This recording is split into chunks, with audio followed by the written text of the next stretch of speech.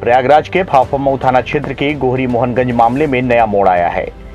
अपर police महानिदेशक प्रेम प्रकाश द्वारा Twitter पर एक जानकारी साझा की गई, जिसमें उन्होंने फाफामऊ थाना क्षेत्र के गोहरी मोहनगंज में हुए सामूहिक हत्याकांड के मामले में पवन सरोज नामक एक युवक को गिरफ्तार किया गया। उन्होंने ये भी बताया कि पवन सरोज द्वारा मृतका के व्हाट्सएप पर लगातार मैसेज भेजे जा रहे थे। लड़की द्वारा आई हेट यू का मैसेज अंतिम बार पवन सरोज को भेजा गया था। कॉल डिटेल और मोबाइल कॉल सीडीआर के खोजने पर यह भी पता चला कि दोनों के मध्य कई बार व्हाट्सएप कॉल किए गए हैं। मृतका द्वारा पवन सरोज के कई मैसेज डिलीट किए गए हैं। उन्होंने ये भी जानकारी दी कि इस पूरे मामले में मृतका के साथ दुष्कर्म किया गया है, लेकिन ये सामूहिक दुष्कर्म है या किसी एक व्यक्ति द्वारा किया गया, ये अभी साफ नहीं है। आगे की फोरेंसिक रिपोर्ट पर यह भी खुलासा हो जाएगा। इसके अलावा उन्होंने जानकारी दी कि इस पूरे मामले में सूचना के आधार पर एक नया मोड़ आया है। पवन सरोज को हिरासत में ले लिया गया है। उसके सलाइवा को जांच के लिए भेज दिया गया है ताकि मृतका के शरीर में मिले सलाइवा से मिलान किया जा सके।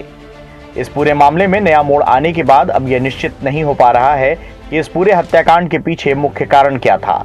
अगर परिवार के द्वारा लगाए गए आरोपों को सत्य माने तो मामला जातिगत हिंसा और वर्चस्व की लड़ाई मानी जा सकती है, और अगर मोबाइल डिटेल और व्हाट्सएप डिटेल को सच माने तो इस पूरे मामले में पुलिस द्वारा जल्दबाजी में किए गए जांच कार्य और गिरफ्तारी के कारण एक और परिवार बर्बाद होने की कगार पर खड़ा है, क्योंकि उस परिवार पर अब भी हत्या का आरोप लगा हुआ है, जिसमें दर्ज आरोपियों में आरोपी ऐसा भी है जो पूर्ण रूप से शारीरिक अक्षम है। थाना फाफामऊ क्षेत्र में 4 व्यक्तियों की हत्या के संबंध में जो विवेचना की प्रगति से तथ्य आए थे, उसके आधार पर आज इसका खुलासा किया गया है, जिसमें एक अभियुक्त पवन सरोज, ये लगभग 23 वर्ष का है और ये सजातीय है, मृतक पक्ष की जाति का है। इनके द्वारा लगातार लड़की को परेशान किया जा रहा था, मोबाइल पर मैसेज दिए जा रहे थे और लड़की द्वारा उसको अस्वीकार किया जा रहा था, बार बार उसको मना किया जा रहा था।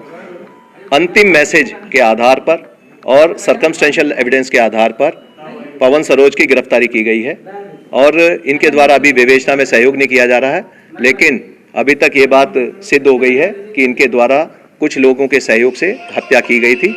नाम के बारे में इनके द्वारा कुछ नाम बताए गए हैं, जो नाम बार बार ये बदल बदल के बता रहे हैं। हत्या में जो शामिल अन्य लोग हैं उनके बारे में भी विवेचना जारी है। इनकी कॉल डिटेल्स, डीएनए प्रोफाइलिंग, उसके आधार पर अग्रिम कार्रवाई की जा रही है। जो अभी तक की नामजदगियां हुई थी, उन नामजदगी में उनका आपस में एक छोटा विवाद केवल मृतक पक्ष के भाई से था।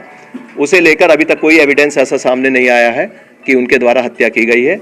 इस पर अभी भी जो इन्वेस्टिगेशन चलेगी, सभी कॉल रिकॉर्ड्स, डीएनए के जो रिजल्ट्स आएंगे, उनके आधार पर आगे कार्रवाई की जाएगी। पुलिस के द्वारा जब मृतका का मोबाइल देखा गया तो उसमें कुछ मैसेज मिले थे और उसके साथ ही जब उन मैसेज के आधार पर पवन सरोज को पकड़ा गया तो पहले वो मना करता रहा कि मैंने कोई लड़की को मैसेज नहीं दिया, ना मैं लड़की को जानता हूँ।